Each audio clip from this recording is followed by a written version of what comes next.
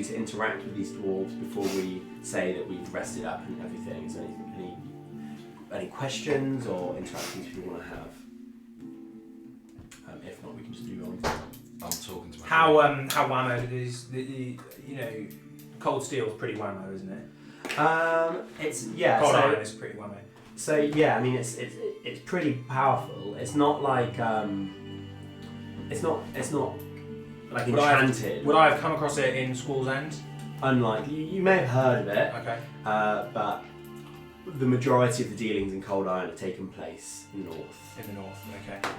Like north of Eastbourne, kind of north, or just north of kind of the same latitude. Sort of latitude. Okay.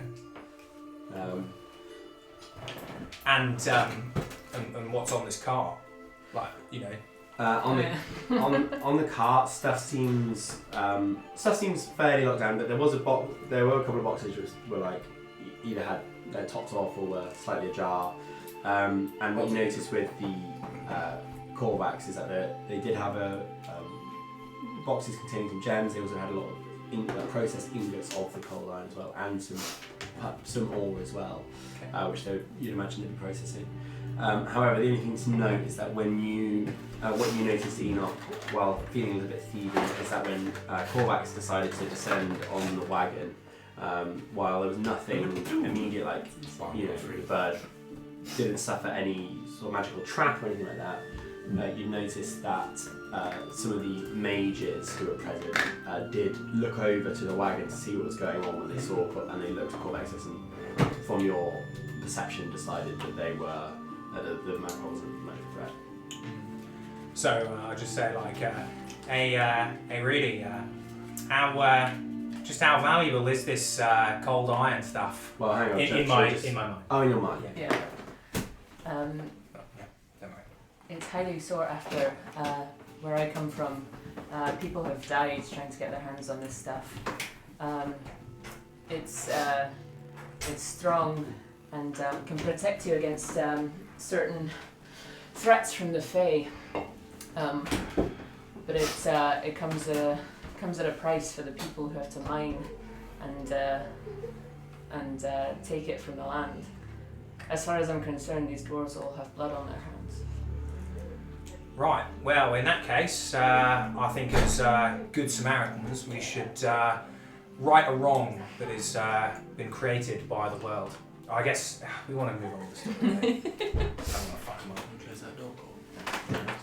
I'd be surprised if the rest of the party wanted to do that too. Yeah, fine. I reckon I could convince Rudy, but... I think I'm wary of these dwarves, and I'd rather we didn't provoke them. Like I said, they have no reason to think of me as their friend.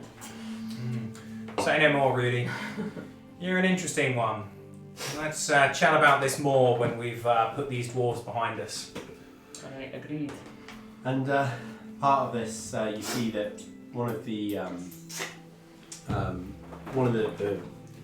dwarves says, just in amongst the campfire conversation, says, "Hey, now, weren't there two more of you in the battle? Where have they got off to?" Who's here? Who did he So Mana's not here. I'm talking to the tree. I'm in a tree. And you know that Corvus in a tree, so not really interesting. And I just brush it off and say, "Oh, we've got two nature lovers in our party. We've been flying for days and days with the wind in our hair.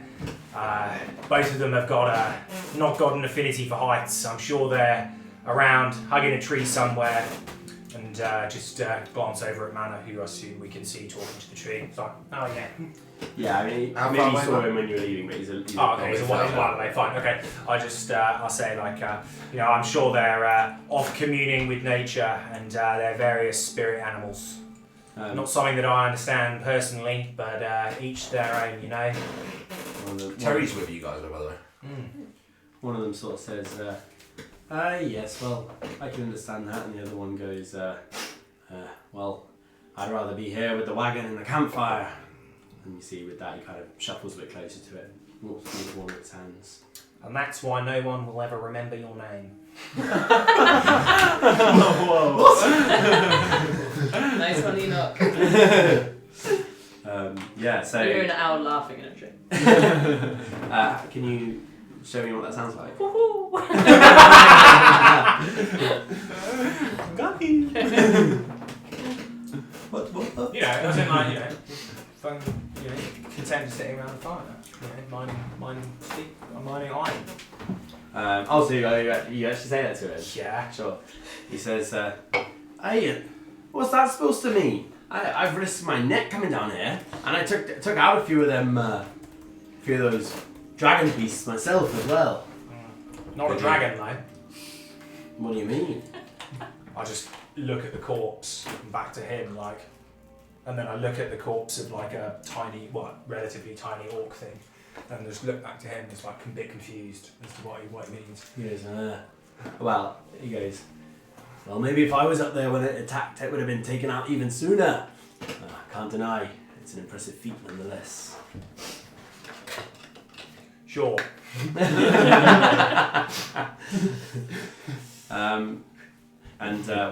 doubt. Real talk. With that, the leader pipes up and says, well, everyone, I think we should probably turn in for the night. We have a long journey ahead of us in the morning. And with that, you see they all kind of murmur in agreement and begin setting themselves up for bed. Okay, so I rolled a perception of 3, so I know that. I'm gonna say that I know that Cora's had some dealings with some bad blood kind of thing between these kind. Well, she already told you that she tried to kill I kind of forgot Yeah, what's but it happened. was a 23%. No, but I kind of forgotten what's happened since the last Sure. session. No. I would say as well that it would be better to discuss roles against opposing players and things like that, just in general, just as a rule of thumb. Opposing players? Or involving other players. Sure, okay. No, I said, that's why I said, can I do that? Oh, sure, yeah. Yeah. But I mean, she told me, so it's Yeah. it's a completely moot point. Anyway, no, fine, okay. Okay, so I'll say that as morning comes around, you're all pretty exhausted, sleeping fairly heavily, but you kind of wake up to the sound of wagon getting hitched up and dwarves calling to one another. As you're all kind of doing going through this process, I'd say that in a different scenario, Mana was woken up in the night by being poked in the side by a large awakened tree. Wait, so the tree. So he's saying that awakened tree walked up to the cave and this tree's followed me there? No, I'm saying in doing your spell, as you were there communing with it, you eventually fell asleep, just next to it, sort of naturally. And you just hear, I'm going to say it talks, I think that's fine. Yeah, the tree can talk. You, this is his first words, but... Mana. I can't look up. Oh, hello there. What am I? What is this? I am Mana. How do you know my name? I'm not sure. I just do. Very interesting. What is this? Strange things. Thoughts. Words. Are you a friend? I believe so. I am a friend. What should we do? That depends. Do you want to join us on an adventure? An adventure. I've never left this single spot for over 75 years. I kind of gesture him and say, can you move from this spot? With that, you see that he kind of begins to raise the bottom of the tree is kind of it's all split out and broken into branches and stuff, and all healed, it's not splintered or anything like that. His hands are long, you see he's got branches and leaves growing off his fingers, and his woody like crooked exterior has morphed into a face, kind of where maybe our chest would be, and with that you see his face kind of turns into a bit of a grimace as he begins like pulling one of his legs as hard as he can, and you hear this like creaking and cracking as the roots begin to break, and he lifts this leg up and clamps it down and does the same thing with the other one. And you see at first he's kind of like wobbling back and forth, and after a minute he kind of puts one foot back to catch himself, and then kind of falls into his bum and slowly gets up again, and he goes, that was most unusual. And who is this little Terry? You see he puts his hand down, and Terry kind of waddles over and hops onto his hand, and he raises him up, and he's kind of inspecting him. Well, this is my mate Terry. He is rather quaint. Yeah, indeed. Sorry, I'm just a little bit overwhelmed. Last time I did this, it didn't particularly work so well. Oh, and what is it that you've done? Well, I was just trying to have a little bit more of a deeper conversation, I guess. Oh, yes. I remember you talking to me just the other day, and now I am here. Well, I believe for the time being I ought to follow you and learn more about this strange new experience. What lies in wait for me, Mana? Well, it depends, really. Depends on what? What would you like to do? I think I would like to see more things I have never witnessed before. So you couldn't see before? I could sense, but I could not see, no, nor hear. Or he kind of puts Terry down and touches his own hand and just says, or feel. What about the other trees? How do you feel about them? They're beneath me. I am their god. All the other trees are like, Wow, what the fuck? Lord of all trees, yes. He says, well, I feel now I am uprooted. My connection to them is already beginning to falter. Before we would share small sensations and thoughts and discuss the happenings of the forest. But now I have a new way to experience the world. I believe I should be taking advantage of it.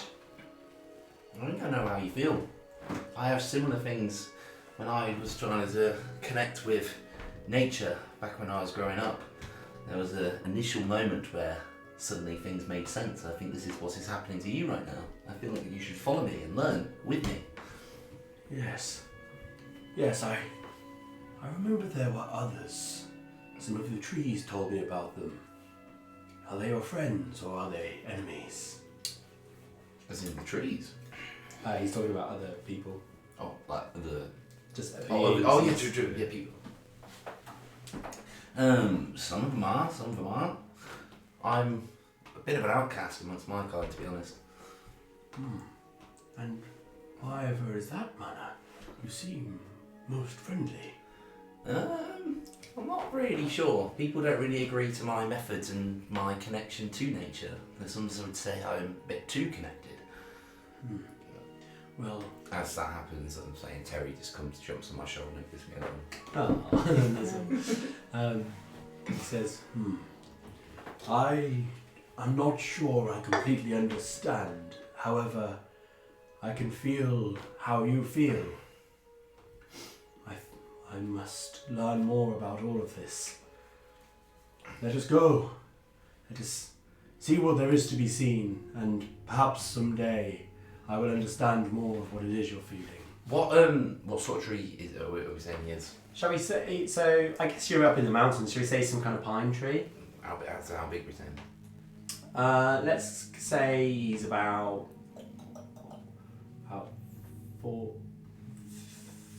What's that in? Let me do a conversion of these. How many? Pine tree's tall. How many tree years are a human year? Oh, it varies from tree to tree. Oh, I see. Yeah. I guess for a pine tree. 75-year-old pine tree. Yeah, probably. I mean, he'd be pretty tall. I want to make him slightly fatter than he is tall, though. So why don't we say he's like 40 feet tall, which isn't particularly tall for a 75-year-old pine tree, but it'll be quite a bit wider. Okay, because if they were saying that'd be 70 foot. So Enoch bloody loves trees. He's gonna be all up in there. just his walking camo spot. Essentially. When you're talking to this tree, is it like a mental talking? Or No, he's speaking. He's got like a mouth and a little face. Shall we say at this point maybe you guys have like roused and like maybe headed back over to where the dragon was, which is not probably about a 5-minute walk or so, and as you kind of walk over, you see Mana sat cross-legged, sort of thing. Like, what's he doing?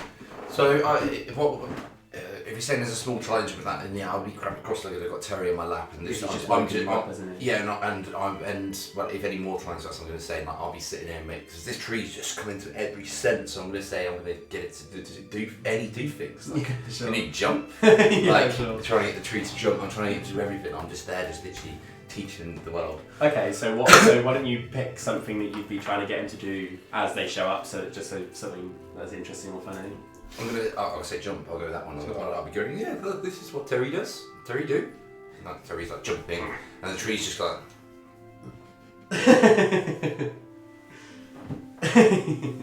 Sure, yeah. So you guys come into the woods and you basically see this big tree like half twerking, getting maybe like an inch off the ground, slightly higher each time, as he is kind of with each time he lands too, and you step into this sort of glade, or not glade, it's a place where the trees have been destroyed by Khazal coming down, I suppose. But yeah, so take it away.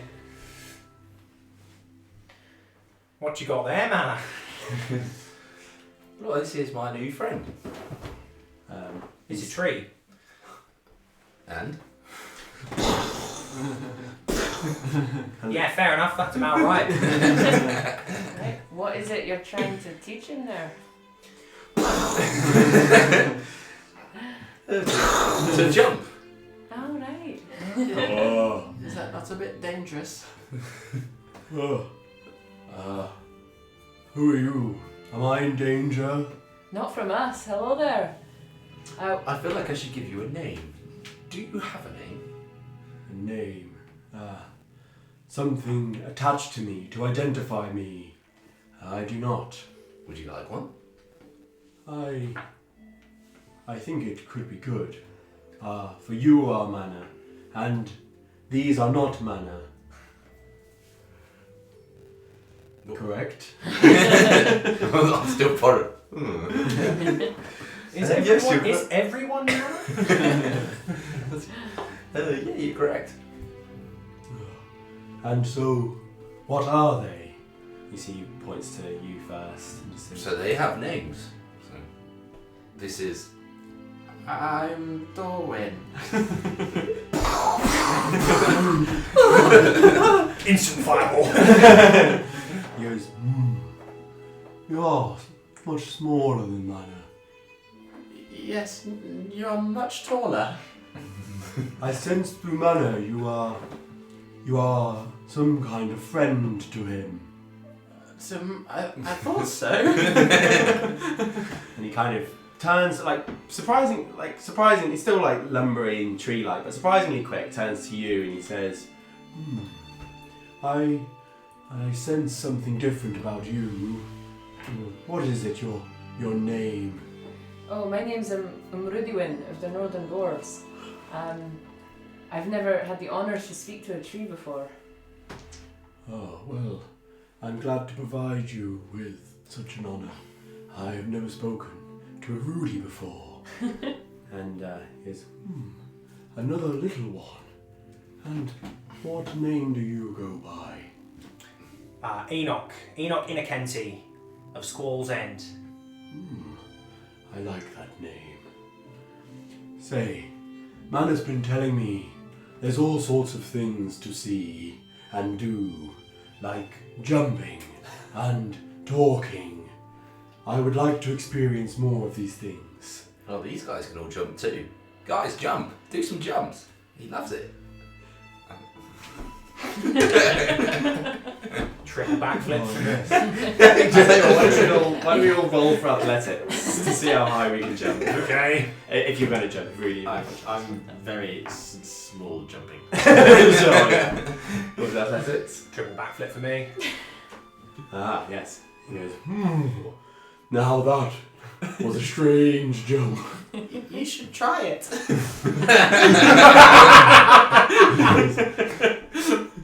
He goes, right. Let me see. What's a tree's dex modifier? Minus Ed do a backflip. Minus 10. Triple backflip. Mana, I'd get Terry away. As he does this huge, he does like a really big jump up in the air and then just falls straight on his back. And he goes, oh, very strange. And you see he's like looking up now and he says, it is all blue up there. That's what happens when you do it perfectly. Says good. It feels like I've done it perfectly. You absolutely have. And with that, Better than me, actually. he says, so, what is all of this blue? And he kind of sits up and looks between the few of you. Why is it so different from the green that surrounds us? Again, just visually, when he sits up, he's like. Yeah. Yeah, his barks must be like bendy now or something. Yeah, it's like, or maybe like cracks and kind of really forms quickly. Because I'm imagining like how a tree. I'm imagining from a like stump, new, the like, stump roots split and, apart, like, so little- the base is still there, but the body is still a stump. And then he's formed like two little kind of like. I'm imagining like a big like knot of like serpents, but like as bark, so they're all like kind of moving and like tangling around each other. That's cool. Yeah. Um, Well, we'll all imagine our own versions Okay. of the tree. Well, it's Mana's tree, so well, Tree, what's his yeah. name? What do you call it? Oh, yeah, well, that's what he was still trying to get to grips with his name.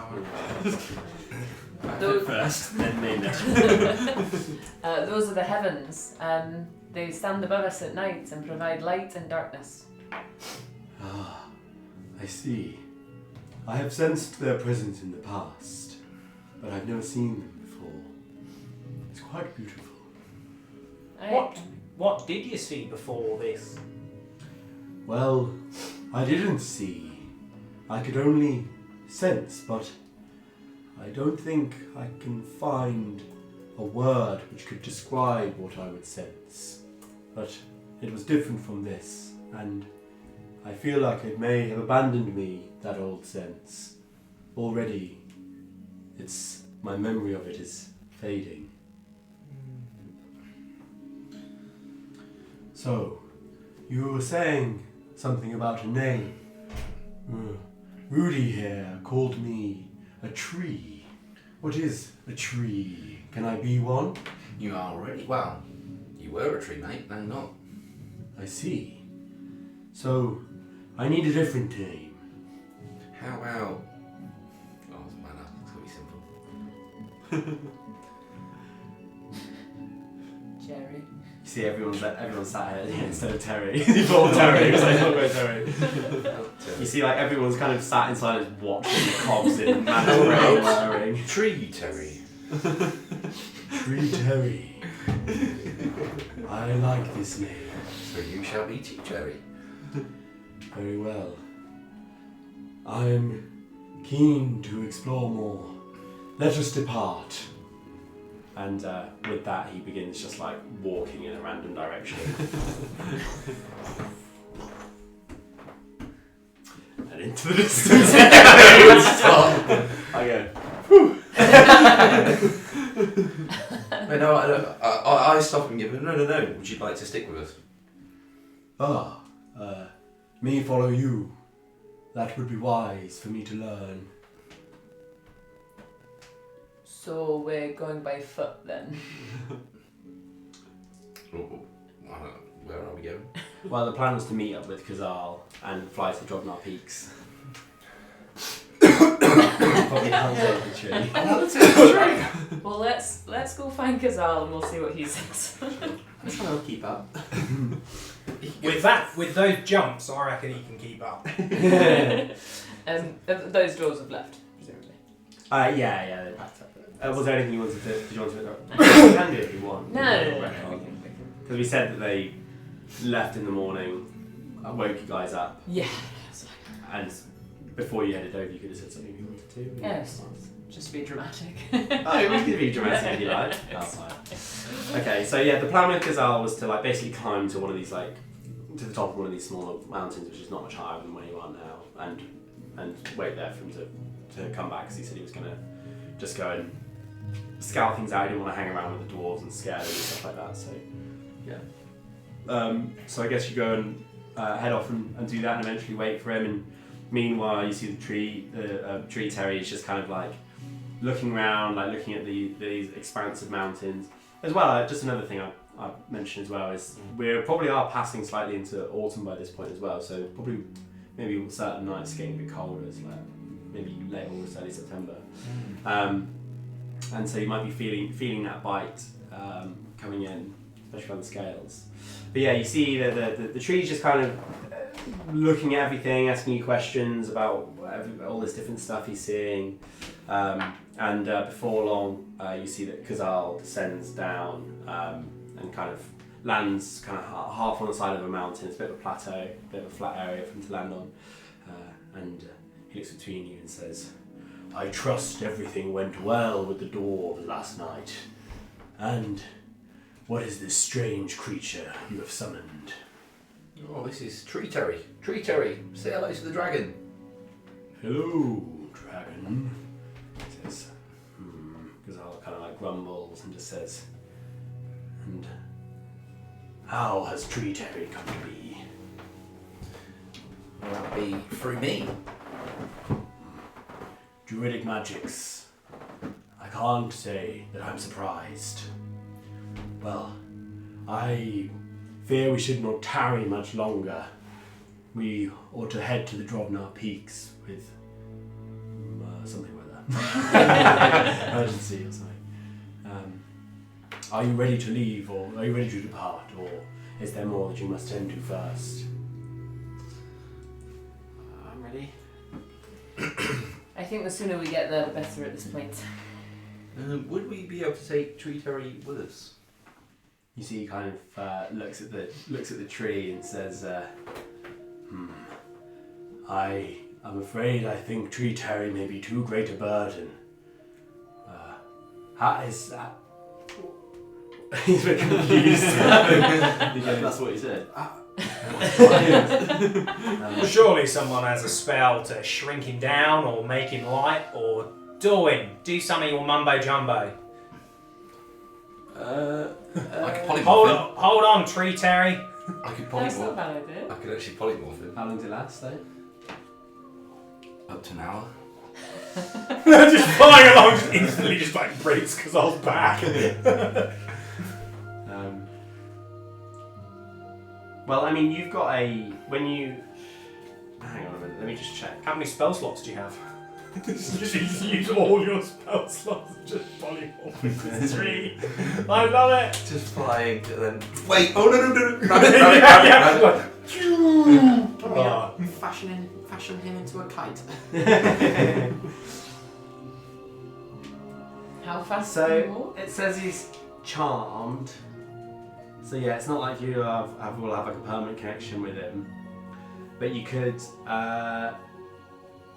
maybe try and send him somewhere. I mean, you don't know when you could send him somewhere that you remember or something, and come get him later, or I don't know. Send him out of the mountains. I can make more, but this is like the first time he's ever been Well, awake. you need the component, don't you? I feel like this is my staff. It gets 10 charges, doesn't it? Oh, you Oh, can just- turn him into a snake. For how long? I don't know, it doesn't say. What's the staff again? Staff of the Python becomes a giant constrictor snake. Still less weight than a tree.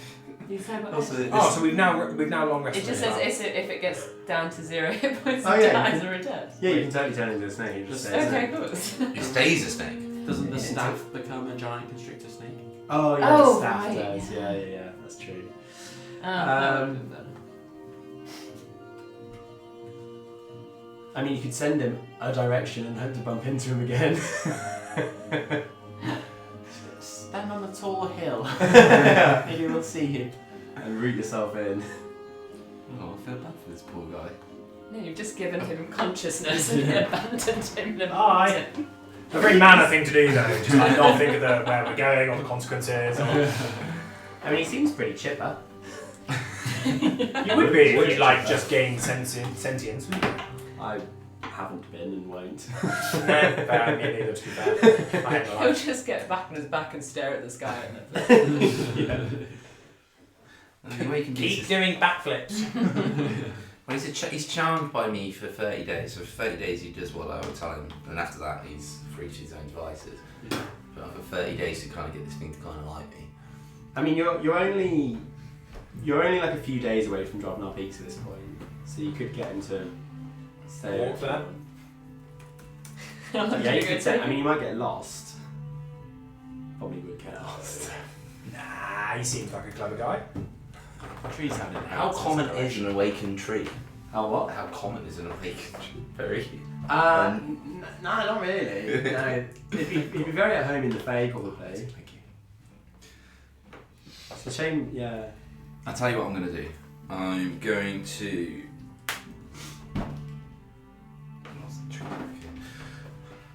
Okay, so I'm going to say that I actually tried begging with him for a little while to try and convince him to come in because I was saying no. So I turned to Tree Terry and I cast guidance upon him, kind of grab his mind, and I try and sync it as best I can with mine, but obviously guidance is probably the best spell I can do. Sure. And I'm there, and I was like, you should just sense. Well, so if you could say, because I was giving us one direction, was it like south, north? From where you are, it would be southwest in my mind. Southwest. Okay, so it's southwest direction. So I grab him and I'm just like there, and but I can talk to him kind of telepathically, can't I? Because he is a beast, so I do that. I'm guiding him. My hands are kind of glowing, and it's kind of like a connection. I think guidance as a spell, you touch upon the creature. Advantage, right? Yeah, but you can kind of. Well, yeah, we'll mess with it because it's a game. Alright. Yeah, I cry. In his head, I just go try and give him a direction where to go. We're going south and tell him to explore things upon the way, but to come. So Hayden's just made a mistake, and I'm just wondering if it's awfully fitting What? that you just only said south rather than southwest. So it's not something matters now, or not. I would say, to be fair, so south, just in general, something that Manor would kind of know from his life experience as well, is that in this world, the further south you go, the more horrible shit there is, and the further north you go, the more lovely stuff there is, generally. So you could always, if you... See the size? It's a fucking 50-foot tree. Yeah. He'd be alright. Yeah, it's true, I guess. Yeah, that's true, probably would be alright. Yeah. What is it that could fucking beat him? Like just and that wood. That's Yeah, go out of their way to just fuck up a regular tree. you'd slightly just poo yourself and let it walk by you. Honestly, surely. Yeah, that's true. Yeah. I meant more that, like, if he doesn't get to Drovnar Peaks, his experience of life is going to be, like, less pleasant because he'll be seeing lots of, like, death and Well, demons and stuff. We can say whatever he sees when he gets there, I guess. But I'm saying I want to meet him halfway, so. Okay, sure. Alright, yeah, we'll do that. And then maybe on the way back, when Ali's here, you can do locate plant and animals. You've given birth to this kid and sent him out into the world, and who knows if loves you again. Till the next one, I'm gonna try and wake up. I'm gonna say until this time I've been trying to wake up all sorts of things and it just wasn't working, but that's because they were like. Rocks. Also, Yeah. Just a bunch of little rocks. I'll let it fly this way just because we've had a bit of fun. But there is just a reminder that there is a gold value gem required for future castings of Awaken. Just so you know. But we can have a tree for now. Folk, still got a vape? Mine died. Cora's got one. Oh, right. flight's cool. Sure, yeah, we'll wait for James and I'll describe the next little bit. Should I drink?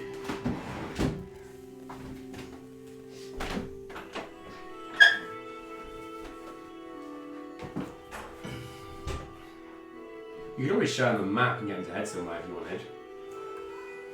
Show him a map and get him. Why'd I have a map? Well, I mean, everyone else has got a map. So they could be like, I'll go to Cooling Crest or something. You could pin a note on him. Oh, I'm just giving him a direction. That's what Mana would do. Yeah. He makes it. I mean, he's a 45 foot fucking tree. And he says it's about a 2-day journey. By flight. How many miles? I don't know, I haven't really worked out to be honest. Let me work it out in general. I think he's got...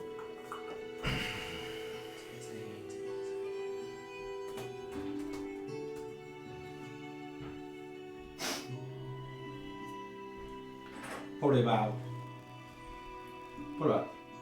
200 or so miles, maybe a bit more. And he's only got a movement speed of 20 to be fair, instead of 30, so he's slower. What, 30 miles an hour? What do you mean? The 30. He was saying he was slow as a 30. Like, what? No, he's got 20, he's got 20, yeah.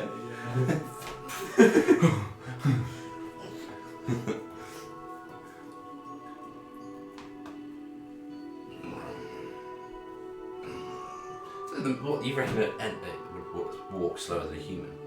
I mean, this I'll check what a treant speed is,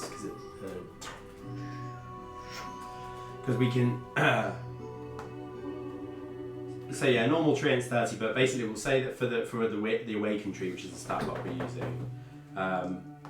It's this one if you want to see it. He's only got speed 20, so we'll just say that like, although he takes really big steps, he just does them slowly.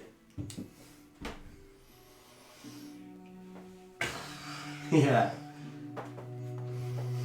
Well, I mean, the thing is, he's currently in a forest, so he'd probably be quite at home living here, to be honest. Because, I mean, realistically, the tree would be logistically difficult to bring around everywhere with you.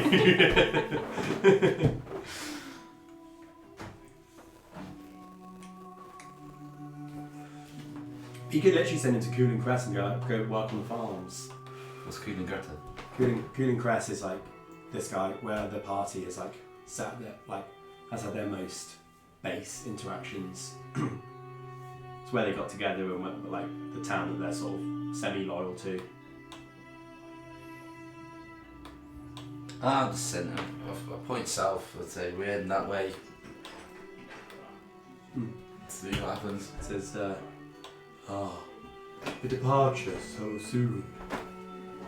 I must say, the feeling is not entirely pleasant, but also I'm excited for an adventure to come. What would I call this feeling?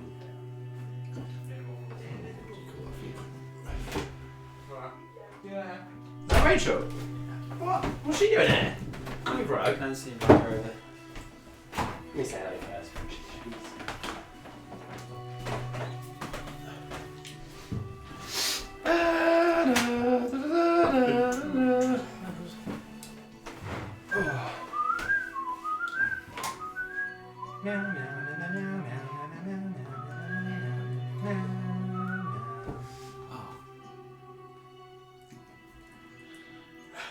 Who would win in a fight?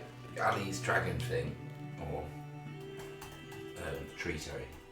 Tree Nice. Correct. What's his name? Dragos. Yeah. I just wanted to have a little tree mate just to go beat some people up. To be like, Has he got a stat sheet? yeah. Really? Okay, get him to follow the dwarves. Yeah, that's a good idea. Go back to those guys. Yeah. Strength 19. Oscar's. She's gone. She got out the front door. No. Oh, she's in here. Yeah. Oh, I thought she left. I thought she disappeared. You didn't check the lab. Where did he look for her? Outside. Ah, yes, Rachel. I must walk outside. Did not. Hi.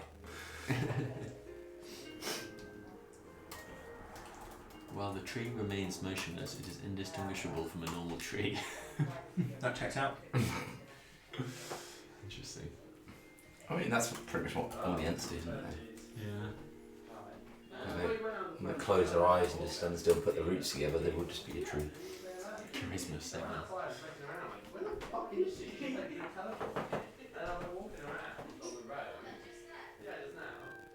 Strength from 19 plus 4. Yeah, not bad. Good con. Deck 6. Oops. A huge plant, unaligned.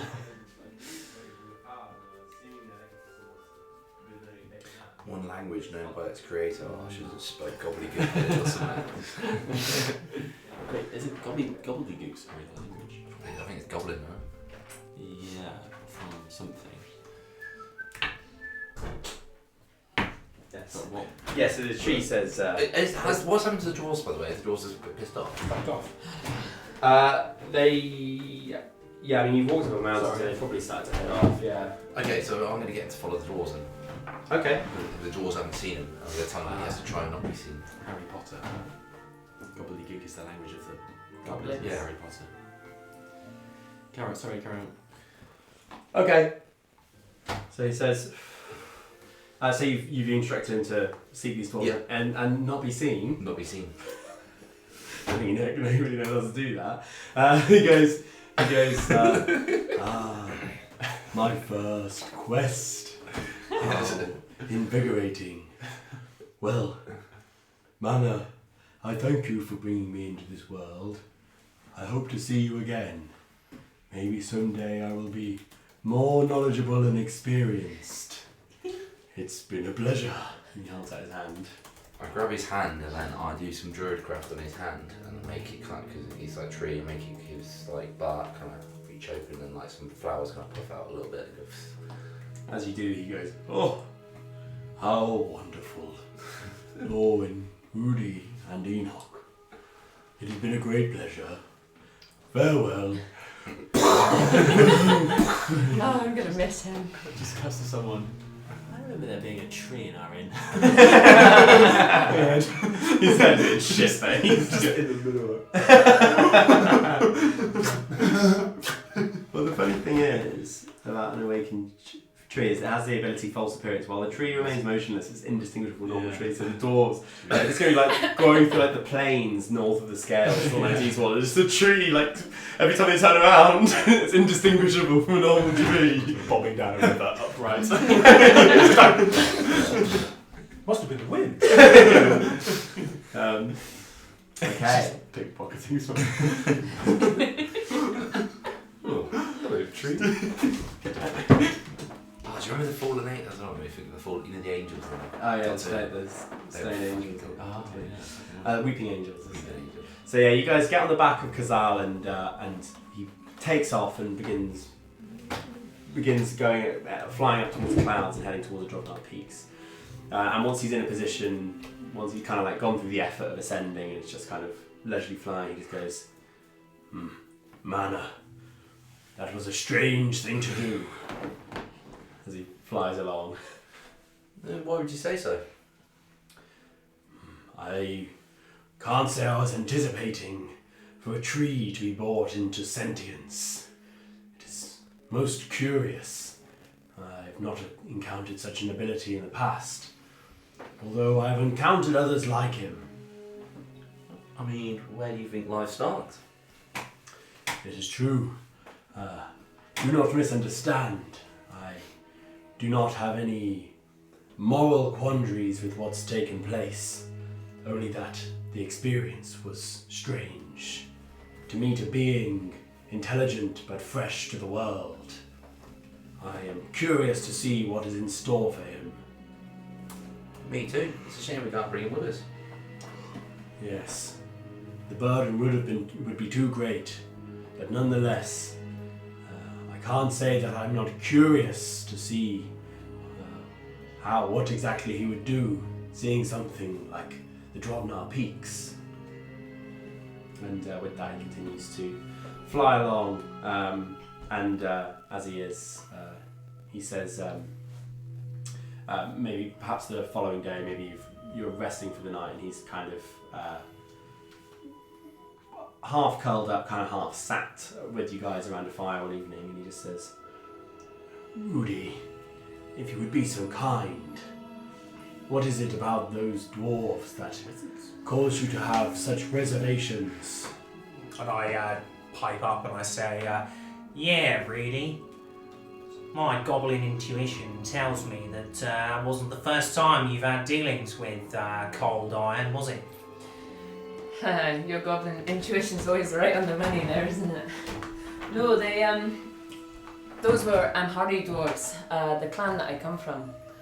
They're they used to be a noble and good people. Well, I'll tell you. The mining of cold iron was banned in the lore of our people when I was younger. It was deep in caves, and the mining operations it took to uncover the ore caused so much damage, and the deaths of our people and the mine collapses. I'm ashamed to say that it was my father, in fact, who undertook this illegal operation and continued mining cold iron long after it was banned by the elders of my people. He was brave and stubborn and ruthless, and he just didn't know when to stop. It looks like the powers that be have allowed the mining to continue in my absence. After I discovered the way of the moon and moved away from the things that my people did, I tried so hard to make them see, but they never understood the damage they were wreaking on the land.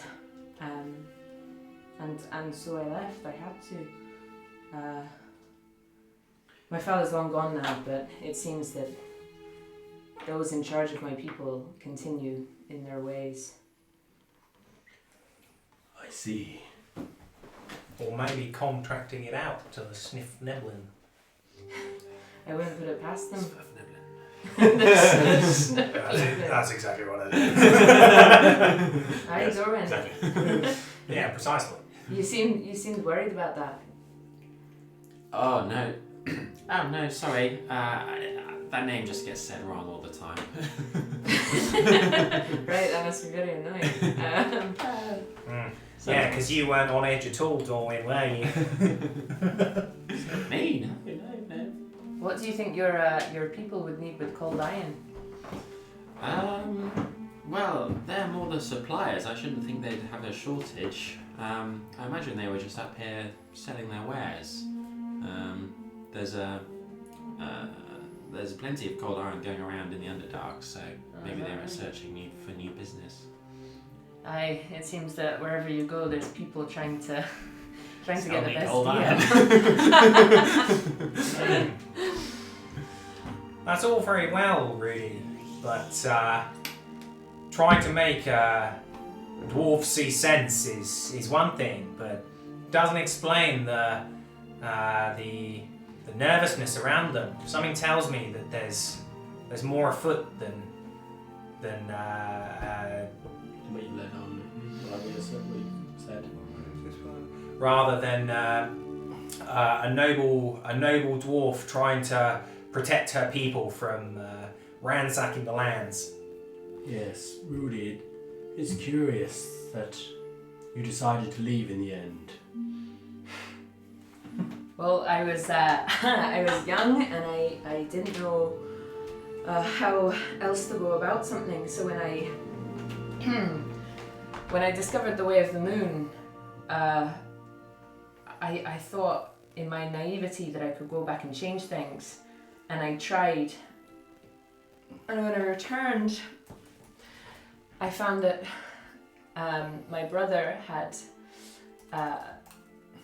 had let his anger at the death of my father take the best of him, and he had become as ruthless and as angry and as sinful as my dad. And in trying to make him stop, I didn't know my own power, and I hurt him really badly. And it took everything I had to stop. So I left. I nearly killed my brother and I left, and I can't go back.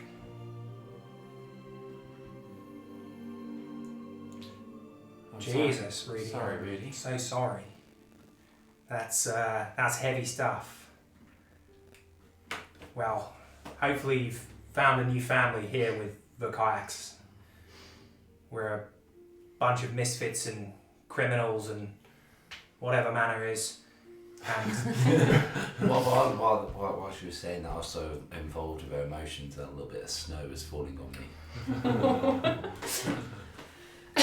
Right, yes, well, of course, as much as I never thought I'd call you this, Enoch, it is nice to find a brother again. And I do feel family here with fur kayaks. It is a place in unity that I was not expecting myself either, Rudy. I am pleased to call myself one of you. Right, well, that's enough gabbing around. What's our plan? Are we going to head south? Indeed, I believe we are no more than a day or so's flight from the Drovnar peaks. I don't know what to expect when we get there. Even its mere existence was nothing more than a fable to my knowledge. We should be careful how we act and what we do there. If any of you sense anything out of the ordinary, we must share it with one another. Be open. I'm not sure if the people who live there are friendly or hostile. We will have to be on our lookout. Always am. Alright, we'll be on our, I was going to say best behaviour then. Alertist behaviour. Yeah. I'm always alert, me. He says making a snowman. need any the chance shape for of his- snowman. I tried the same spelling. Do a flip. We just followed her with a snow. Just immediately melts. Just guess every time he makes a ball, it's just blown by the wind. Yeah. Hey, Frozen was a cult following, and that was just a snowman following True. people around. Cult of Olaf. Yeah. They're who we're fighting next. The final boss, the leader of Croconas, is just Olaf. A regular ass snow. It's not even a live snowman. It's just one they've made. Mask on it. You can just conjure bonfire him away. With this, Khazal kind of stands up and says, I will fly to the top of that mountain tonight to rest. Rudy, I thank you for your openness. I hope we have not caused you too much pain. Otherwise, I will see you all when the sun rises. And with that, just kind of beats his wings and We're on his back flies though, over right? to We're them. flying. No, you guys are around a campfire. I thought we were going with.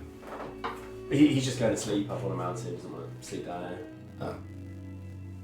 It's not his preferred spot. He prefers bunk beds. Okay, so yeah. Unless anyone's got anything else, we're going on to the next day. And yeah, the following day is, you know, you're met with a bit of rain. It's not too bad. It makes a bit of mist in the morning. But luckily, between you, a bit of magic, get the fire going, cook up a bit of breakfast before heading off. And it's on this day of travel, perhaps kind of late afternoon. You see a mountain which appears to stand taller than all the others. The sort of top half of it is completely wreathed in cloud. And with that, Khazal makes the steep ascent up, and as you are flying higher and higher, the mountain's getting gradually steeper and steeper until you eventually break through the cloud. And you can see a significant portion of the mountain is sort of poking up above the cloud, and the top of it is almost like the shape of a volcano, like it's a huge bowl. Caldera. What is that what it's called? The caldera. Okay. So yeah, it's this caldera, which is almost unfathomably wide in its expanse. It covers a huge area, and it kind of, to know that this is the Drovnar peak it's almost surprising to you that it's not something that's more well known about such a significant landmark. However, you would, each of you imagine, basically, well, not even necessarily imagine, but through talking to Moxonor, I think you probably learn it's always got this magical enchantment around it, which prevents it from being easily found or known about in general. And as you pass over the lip of the caldera and head into this valley, initially, before anything else, can you all make wisdom saving throws, please? Against magic? Yes, I guess it is a form of magic. Is it to be charmed? No. 18. That's really nice. 16. 16, sure. 9. 9. Okay, so you all feel this a bit, Enoch more so than the others, but you're suddenly hit with this wave of fairly intense feelings, and not so much you, John, you get it for a second and then it goes basically. This sensation of a lot of the things that you're not proud of in your life, things that you've done wrong. It's really deep and really right now. Give me a minute. And this sensation kind of washes over you, and you all feel generally you're able to kind of outthink your way through it. Enoch, for you it's a little bit stronger, probably rattles you a little bit. You have this sort of sensation that it's not strong enough for you to be distracted from your quest, but it's enough for you to be like, I kind of feel like I shouldn't go here, like I kind of don't deserve to go here in a way. And again, it's not something that you can't consciously overpower, but it might affect how you feel a little bit, at least for a while. Sure. So you might see my hand like just start to grip Frostbrand like more tightly than usual, and you see some like veins in my hand like just pulse out as I grip the hilt. Maybe a couple of veins in my forehead as I sort of mutter to myself, just like I've carried from schools ain't too long. And with that, That camera's gone off. with that, you hear Khazal say. You hear he kind of grunts. Just goes. It is strange magic in this place. Do not falter, my companions. And with that, as you kind of pass through this sort of invisible barrier that's caused you to feel this way, you are now looking over this expansive, stunning vista. Kind of within the top of this mountain, there are other mountains and habitats and stuff. It almost looks like a crafted ecosystem in a way, like almost contained in a terrarium. As you can see, there's let me get my notes so I can remember. So there's like a few different areas that are sort of clearly separate. You can see there's vast expansive farmlands, there's areas of forest and woodland, and kind of dotted around there's all these buildings of different sort of forms. in a way, the general aesthetic of it is similar to sort of like Machu Picchu. There's scattered buildings on the side of mountainsides. There's these dense clusters that appear to be a lot busier and have more buildings in. And in addition, in terms of the actual life that you see here, there's lots of large dragons. Most of them are metallic dragons, but you also see quite a lot of chromatic dragons, but they're all a lot smaller, like significantly smaller. They're like more the size of young dragons that are flying around. In addition to these actual dragons, you see a lot of humanoid dragonborns, which are flying on large draconic wings that they have themselves. Some of them look like they're commuting, some of them look like they're kind of playing with each other. Some of them are, the majority of them are wearing various types of robes of different colours that normally complement the colour of their scales. But some of them are also either partially or fully nude as well. It seems like a real sort of heaven-like place. It's absolutely beautiful. There's even micro clouds kind of floating around above the Drovnar peaks themselves as well, kind of separate from the clouds beneath as well. So what's the sort of scale of this? Like what big is this? It's like miles and miles and miles in width. Like it's absolutely enormous. But yeah. And we're just flying over this place. Yeah, you're flying over for now, and as you are, as Khazal begins to kind of fly above and descend down towards one of the main buildings, you can see that there's this large stone structure which looks almost like it's a large sort of hall, but it looks, although it's made of stone, it kind of looks like it's grown into this shape. And as you get closer, you see that it does actually have large stone bricks that constitute its main body, but it's kind of grown into this large shape, and it's got huge archways in it to enter and leave through. And as you begin to descend closer to it, you see these this kind of half dragon, half man appears. He's incredibly large. You see that he's got beautiful golden scales and this kind of like wispy tendrils that almost look like facial hair kind of coming down from his face. You can see that his arms have like started to almost come forward a little bit into slightly more draconic style. He kind of holds them like this, despite the fact that he's still got clear shoulders that come out either side and legs that come out from a straight torso. He's got a large long tail as well. And as he flies up towards you, he says, kind of flying up like parallel to you. "Travellers, meet us down in Bastardet, the haven you see beneath." And he kind of gestures down to the dome structure, and with that he takes a steep dive and flies down. And at this point, other smaller dragons and dragon people have come over to kind of inspect you from a bit of a distance and fly around.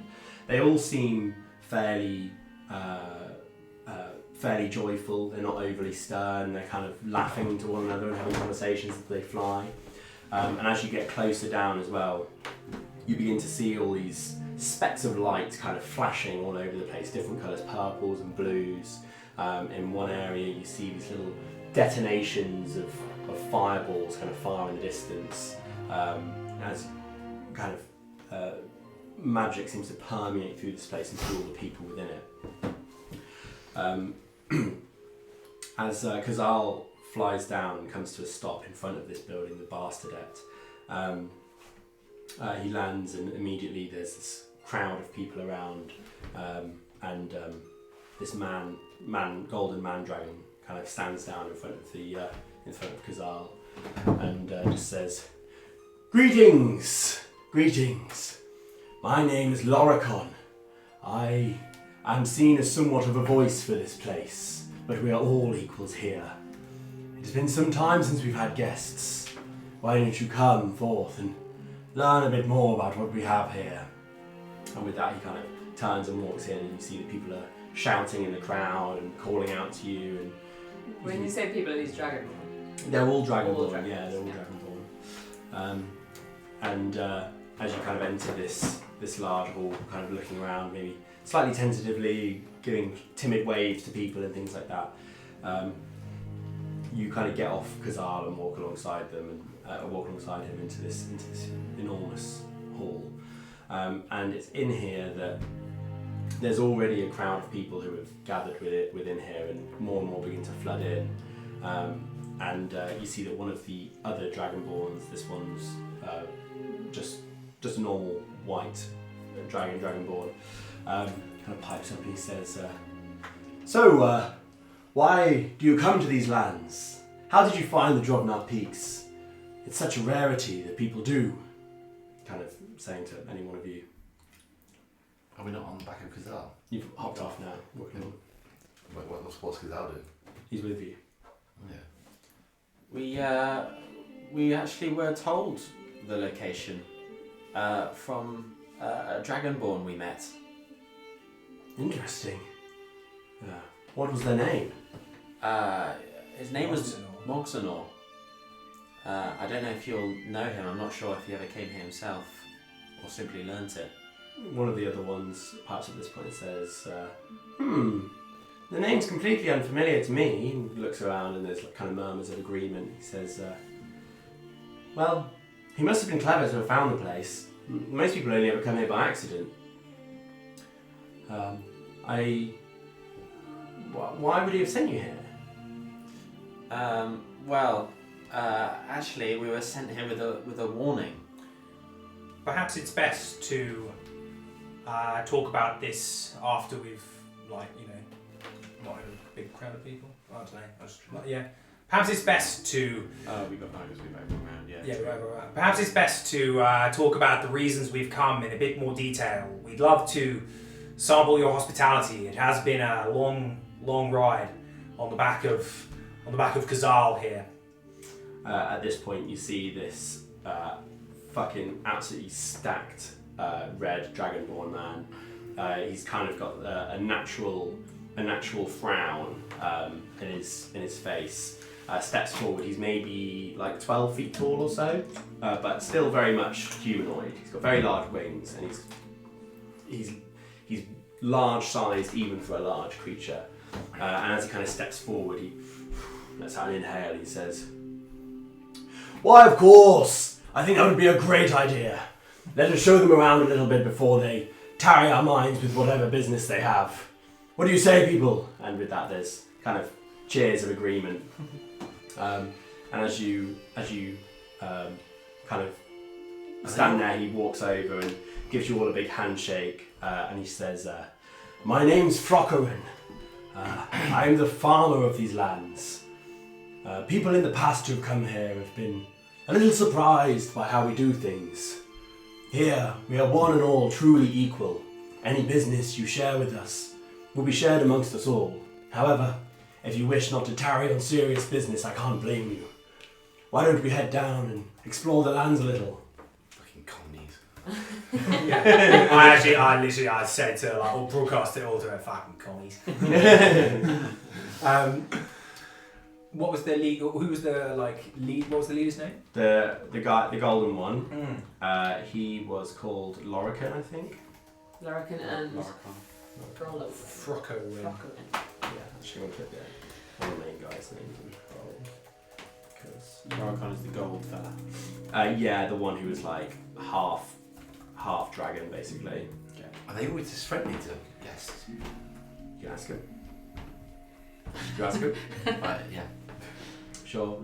At this, Frockowen says, "Yes, well, we tend to be. You see, you might have felt a slight psychological pinch when you entered the Drovnar Peaks." You say that again, and I just rub my arm and just. I do apologise, but up until this date, it's the best thing we've ever. It's the best thing we've managed to develop that keeps any ill-wishing people out. It's meant to separate the good from the bad, essentially. Aye, well, we certainly don't wish you ill at all. When was the last time you had a visitor here before us? Let me think. And at this point, you see there's this black dragonborn kind of steps forward, and she seems she seems a little bit more like slightly more stern than the others. She's not wearing any clothes, but she's covered in these like beautiful glowing blue tattoos, basically, that are kind of radiating light. She's dragonborn. Yeah, she is. She just sort of says, "The last visitor we had here was, well, almost 2 decades ago. We've always enjoyed the hospitality and words from the outside world. None of us ever leave this place, you see." Why would you? Its beauty was something quite to behold when we crested the peak of the mountain into the caldera. Something these goblin eyes haven't seen before, I can tell you that. As you say that, you just hear everyone kind of shout out, not like fully in unison, it's all like slightly off, but everyone kind of calls out, some of them start laughing, and they just go, "Christeg! Christeg! Christeg!" between them. And at this, the gold dragon stands forward again and says, or kind of slightly lumbers as well as he goes, and he goes, "Yes, it is a call to the beauty of the Drovnar peaks. Christeg, it's a word you'll be hearing a lot on your visit, I'm sure." Christeg. Christeg, Christeg, Christeg. Yes, it certainly will be. Christeg. With that, they see Lorican kind of like stoops down to like look at you and says, "You'll get on well here." Christeg. And he says, "So, why don't you tell us a little about who it is that's come to the Drovnar Peaks? Such a large party as well." What have they done with Khazal? Have they just fucking ignored, like, you know, have they... They're as welcoming to Khazal as But they've met him before? No, Khazal's never been out. I'm sure we'll go over this when he's here, but are they different in the way they treat Gesh? No, not really, no. I haven't put loads of thoughts about it, to be honest. I suppose they would... no, they're treating much the same. I'll tell you what, why don't you give me some insight checks? I do nothing. Sure. 22? 22? Sure. So you might... What you would pick up on, probably, is that you're noticing in the crowd, although it seems like the vast majority, almost everyone here is like pretty excitable and everything. There are some people who do seem a bit more kind of like inquisitive and curious, and aren't expressing necessarily huge amounts of joy. You can't pin. Sorry, specifically to Gesh or just in general? Sort of in general. Gesh probably pulling a few more of these eyes than the rest of you, and Khazal more so. So a few people who maybe have a bit more dubiousness about them, but aren't expressing it very obviously. Okay. That's, So yes, they say, who's here? Who are you? Well, we're a group of travelling adventurers, I suppose you'd say. We roam the lands north of here and try to do what good we can. Really, it's just being typically modest. You'll find that a lot from the dwarves. We are the kayaks. And I take off my hat and I say, as the self-appointed leader, it is my pleasure to introduce you to, and I gesture to Dorwin. I'm Dorwin. I'm a gnome.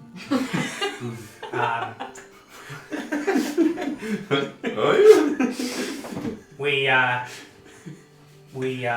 been on a quest to... Dorwin? Is that it? That's all you need to know. Fair enough. They're all side characters. And they're not a goblin. Have they seen a gnome before? Probably not. Okay, fair. Have you seen a goblin before? Probably not. They're just not shocked by... Yeah. Well, I mean, I mean, something you could ask them about, but they are used to the fact that anyone who comes there is going to be a complete weirdo to them. And in the past, they've had people come and like it's like an exciting event for them. They're not really hung up on what people. But it are. does happen, so they have seen other beings before and stuff like that. Yeah, and there'll be They creatures must that have will. heard of like other types of creature in the world. Yeah, and they seem pretty chill with it. Oh, hey, my name's Mana. This is Terry. Yeah. Dig him out, like dreads. And at this, you see what's his name? Frocko in the Red Dragon comes over and kind of picks Terry up in like his big hands. He's using both hands, but he's just sat kind of on one of them, and he goes, "Are you fattening this one up then?" As you have that, Mana's eyes roll back, and he's like, "No, I'm not being fattened up. If you can put me down, please." Oh, it's sentient. I apologise, and places it down on the ground. Rises. Yeah, he's pretty fat.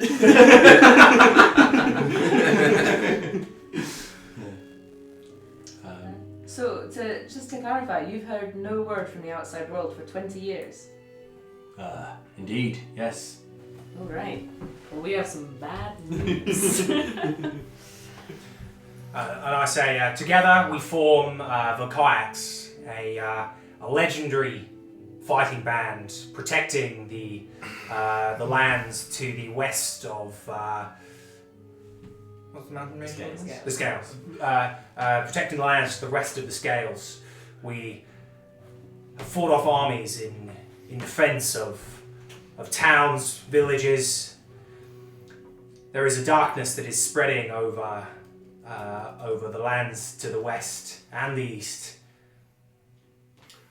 You see it, this is Lorcan speaking. He says, by the way, his voice is going to be slower than I've done in the past, but I'll just do that now. He goes, the kayaks. This is the modern dragonborn tongue for the sword, is it not? Aye.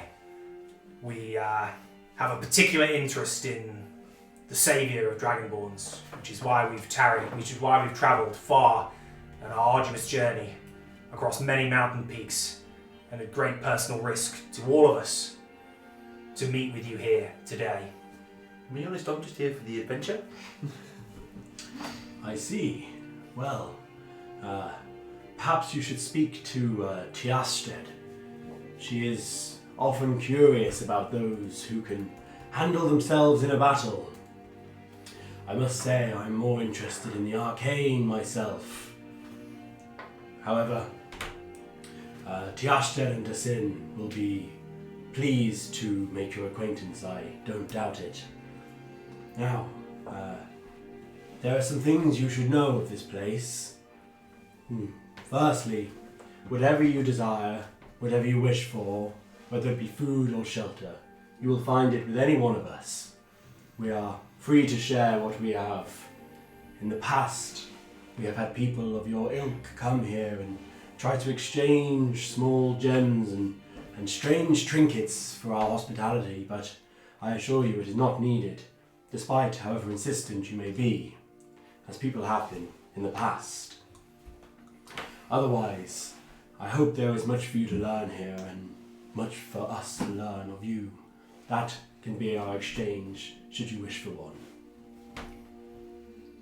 Of course, we won't try to give you any pointless gems. If you could take us to this, what was her name? Tiasted. Tiasted, perhaps we could discuss with her the reason for our visit. Indeed. It's strange she is not here currently. At this point you hear one of the just rabble pipe up and say, she's knee deep in some training right now. She's not one to quit.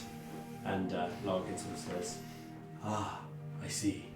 And with that he just kind of waves his claw in the air and opens up this like bluish purple portal and just says, if you would follow me, and just steps through it. Khazal follows through as well, and immediately you're in this very different place. It's kind of this expansive open plain. You can see people doing sort of like martial training all over the place. It's very Chinese monk-esque. People in like stress positions. There's people like meditating around. There's people kind of like jumping and dashing between obstacles. And there's also kind of dotted around there's these large floating like rock islands just all over the place. Some of them look more manufactured and some of them look more natural. Some of them have buildings on, some of them don't. And there's arenas dotted around, and you can see people in addition also like flinging spells at each other and bashing them away and everything. What are they training for? Loricon says, just says, well, it is a philosophy I've not engaged in much myself, but Dasin is the mate of Tiashted.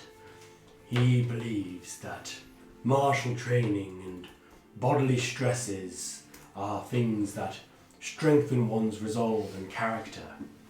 Admittedly, I prefer, as I mentioned, to bury myself in a nice book, but there are many here who seek pleasure and fulfillment and even enlightenment in such activities. When was the last time you and your people were in a fight? Well, we do not fight in the sense that you may, in terms of battles and the like. We will have friendly competitions. It's about to change.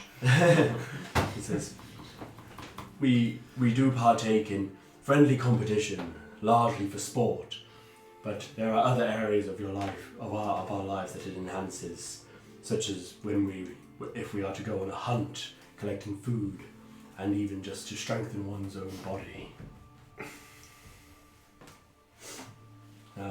And with this, you say, you see that this other Dragon Ball comes over. You see they're a blue Dragon Ball. They've got a large horn on the front of their face, and she seems really quite slender. She's got these kind of blue and white robes on, and you can tell that the way she moves, it's very elegant, but also direct and intentional in what she's doing. So she's somebody who thinks a lot about her body and the way she moves. And she walks over and says, Interesting. that's how she talks. She says, Loricon, I have heard the story of these travellers already. It is a great pleasure to meet them. I do apologise for not attending the arrival ceremony. I was busy with some younglings. She says, it is a pleasure to meet you all. My name is Tiashted. I apologise for my rudimentary understanding of the common language. It is not something I have dedicated enough time to studying. You seem well spoken to me. That is very kind. Now, tell me, why did you decide to visit Emphore first? Is this Emperor? Yeah, and I apologize. Emphore is our training grounds, our academy for those who wish to improve their body, that sort of thing. Dasin will tell you it's a place for meditation, but, well, that is not my preferred style. Do you fear one day you'll have to use these skills? I have faith in our barriers. They have not fallen as long as we have been here. Well, at least not in any of our records. I simply believe the practice of training the body to be instrumental to the mind. So I telepathically am going to say to these guys, Mm-hmm. do we tell them everything? Do we tell this warrior woman? I can see that. What just like who sent us here again? Orenthor/Mogzanor. Because the cult need the blood of these people. Yeah. Yeah. So this is before you met me. Yeah. Discussing Yeah, oh, it, yeah, 'cause yeah, I thought- I was just thinking, I don't know fucking. No, that's fine. Yeah. Can I picture it? Yeah. Alright, just see me fill me in a little bit on what's going Yeah, on. shall we give James? We'll give James. Yeah, give me a little catch up on why here, why these guys. So the cult need are trying to perform a ritual to resummon the mask of Tiamat. And the cult's supposed to be here. No, the cult who we've been fighting in the east. Yep. But for this ritual, they need a few things. One of them being the blood of a specific race of That's Dragonborn, these which lot. is these guys. Yeah. Who were like a kind of But mystic. we want this spell to happen. No, we're trying to stop them because then So why it have we gives come them to the power. source? To warn them. To warn them that someone's coming for their blood. Because also we didn't know if the cult had found them, so we Yeah. thought maybe that. So But the fact that the world hadn't ended was a pretty reliable. Yeah. So Pretty reliable that it Unless they've been here, take all they need. And fucked up. So a couple of other key points is in what Mogzanor described, because Mogzanor is a character who used to be part of the cult and was in hiding, which these guys went through. Orenthor is like a dragon we got put in contact with through Bahamut the god. So we found Orenthor's corpse, took his gem, was able to commune with him. He told us about the Pale Scholar, which is this Mogzanor fella. So we went and found him. Turns out he used to work for the cult and told us we're looking for this place we are now and these people. But he said he found the location, realised what they were doing, and like bailed. And so we found him, got the information off him, and we sort of left him behind. But So yeah, they said they needed basically 50 sacrifices to undertake the ritual, along with a couple of other things. And yeah, so basically Mogzanor was the person to discover the Drovnar peaks, and he bailed before he was able to tell any of them about it. But it's been about 10 years since he did that, and so he's saying, they could have, if he found it, someone else probably may well have figured it out. someone in the cult that stayed in the cult might have also found it. So they could be like on their way here, sort of thing, at any point. Okay. And part of the reason why there's been a bit of a push to even get here is because the cult are obviously like growing in power, getting braver, which is causing everyone to think that they're getting closer to their goals, basically. You said there's 50 things they need to gather, and this is just one of them, though. There's 50 individuals they need. So there's like 3 things they need. They need like the blood of these people, the skull of some ancient dragon, which I don't know where that is, and some like gem or something else. Yeah. But they need 50 of these guys as one of those. And then what does spell do? It summons this mask, which you've been having visions about as well, which is I've been having visions of this. a mask. Just a mask. Have I started to get visions, or am I just still tagging along because they're like, Yeah, no visions for me? Just the no the visions. mask. You might get the cult to some control tiny ones. chromatic dragons. Just tagging along. Little It's tiny- the mask of Tiamat, like the chromatic Fuck, I dragon. do need to go back to school then. Chromatic Dragon's what Khazal is, yeah? Yes. Okay. So And what that other dragon that was that a chromatic dragon? No, Orenthor was actually a metallic dragon. Oh, that attacked you. It's like That's a red oh, the dragon. one that attacked you was, yes. That's the chromatic one. Yeah. So the Chromatic ones are all dickheads. They're all the biggest ones and all the... So the chromatic and the metallic dragons are basically constantly at war with one another. But the thing is about the cult is that they're actually kind of like they have no respect for dragons. They see them as beneath them, and so this mask allows if donned by this person Crodretek, who will be the face of the cult. It gives them the ability to essentially control all the chromatic dragons that exist in the world. At the moment, they've found some little B-Tech ways to control them through these green gems, which Khazal used to have. They got destroyed by Orenthor, who basically sacrificed his own spirit to blow up Khazal's gem. Orenthor being a metallic dragon is a kind of a good guy. He's who we talked to, and he's who converted Khazal, who's chromatic and was a cunt, to being like sound. Yeah, so that's why he's on our side. But no, We're having visions of this, premonitions of this thing happening. Yeah. So. Is that just every time we sleep, or? Like, Nah, it's every once in a while. It happens a lot of the time when you interact with something deeply associated, or like for example when you went into the the dungeon, what was it called? The tomb? No, it was like The dungeon with the six. The five things. Five things. Yeah, the 5 things. Oh, there's that mural. The mural, yeah. So like then looking at that mural would have seemed like really vivid and like crazy. Also, that's how this whole campaign started. Was that the original people that were playing all had like passed out, had this vision of all this shit, and then like woke up. Original people that I'm playing? Yeah, like us three. Okay, None right. of my characters have ever had visions.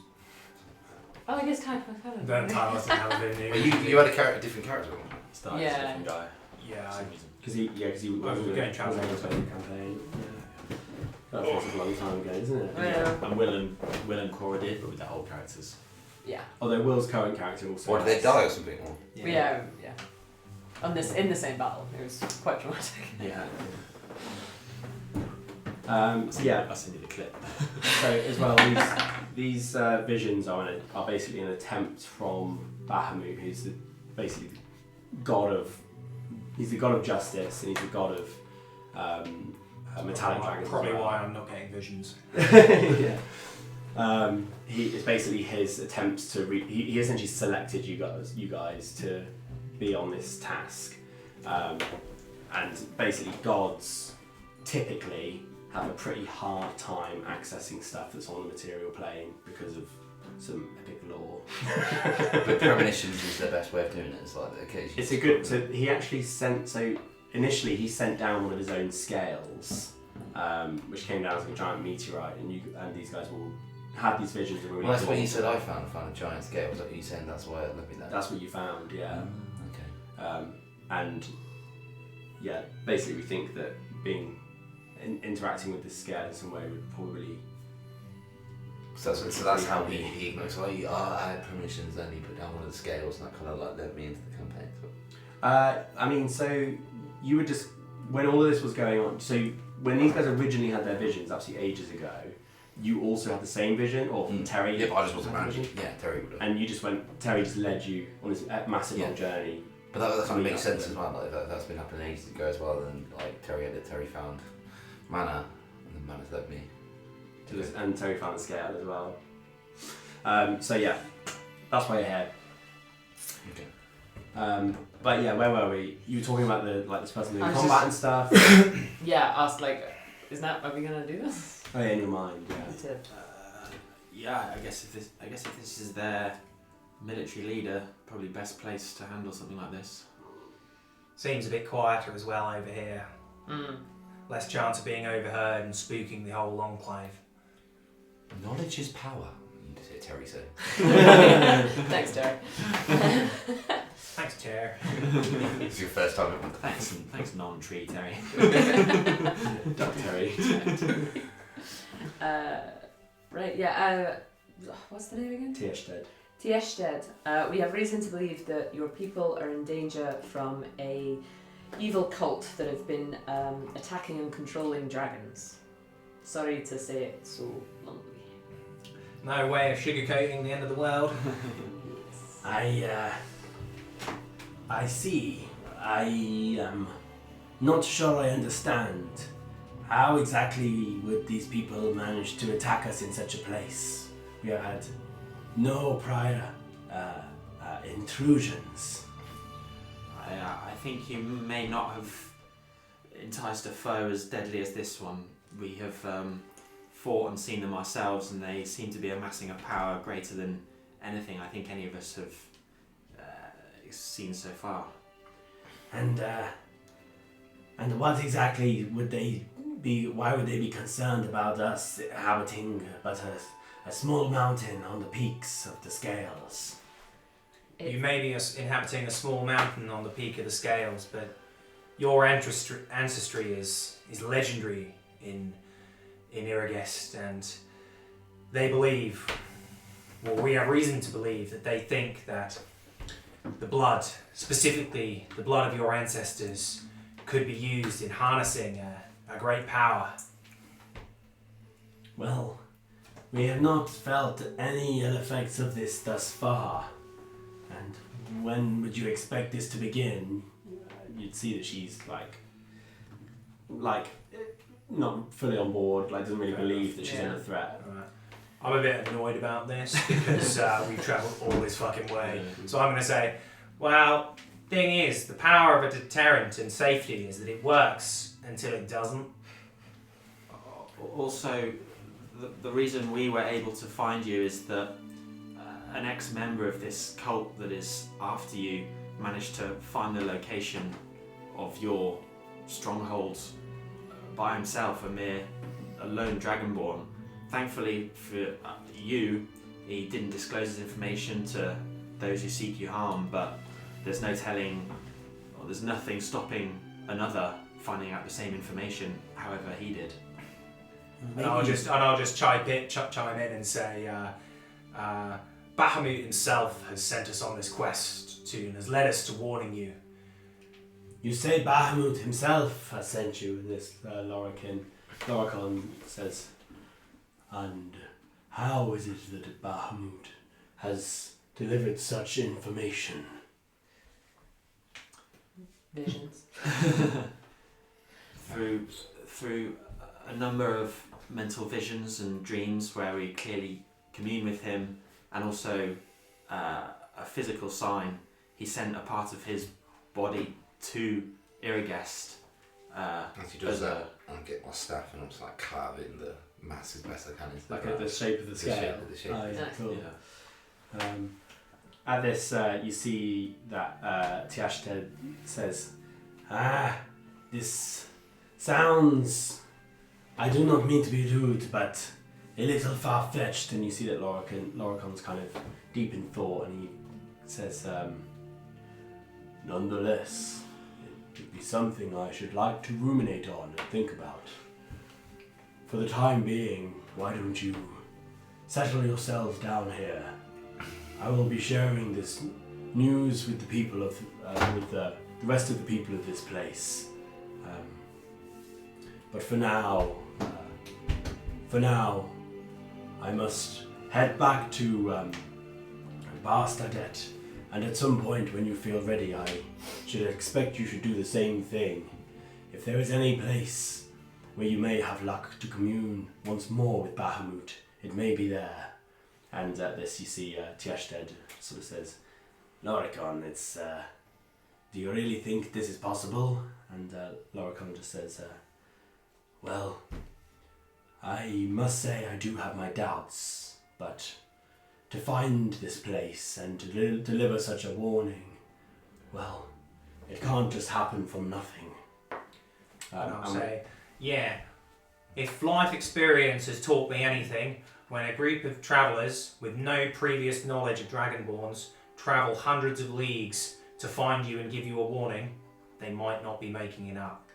And at this point you see, just basically from behind a bush, there comes this maybe looks like a sort of teenager. It's this young girl whose scales are largely silver, but they've got a very clear tinge of blue all over them. She's a little bit more kind of ungainly than the other ones here, even the people you've seen of a similar age, and she just comes out and says, I told you, I said it's the people, the missing people. And Loricon just says, Amisha, let me check the name of the place real quick. She says, Amisha, what are you doing away from Keenath? Head back there now. And you see that Tiashted comes forward and says, Amisha, we need to go. And you see she's kind of struggling and says, please, let me just talk to them. And as she's kind of being like ferried away, she just says, visit me, come to Keenath. And with that, Tiashted just teleports them both away. Are they teleporting within a mile? Why? Because I can speak to her telepathically. Oh, okay. Well, I'll say that you can spend. Do you want to spend I'm going to spend a psionic dice to talk to her. Sure. So you do that, and you, from the person who was just there, who you like felt like you could connect with, it's kind of quickly gone. So you assume it's beyond a mile. And Loricon says, "I do apologise about Amisha. She hasn't been quite herself lately." About the only one that's making sense, if you ask me. Since when was it she began acting strangely? Let me see. It was around 2 or maybe 3 months ago. She started ranting and raving about all these people she thinks are missing, but I can assure you it is very much no problem. So How much music on? Sorry. no one has gone missing from this land. No one you know, No, not at all. and you know everyone. Everybody know. At least one person knows everyone. Right. Hello. You alright? Food is pretty much ready. Cool. Under. Are you eating, Hayden, or have you had No, I'll always eat. Okay, cool. BRB. Lovely. Sure. Get on the food. Nice. Was there any reaction when I said she seems like the only one that's making sense around here? Loricon is. Not from Loricon, from the warrior person. Oh, Maybe they're seeming a bit more. Oh, she gone with the. She was the one that's taken it. Yeah.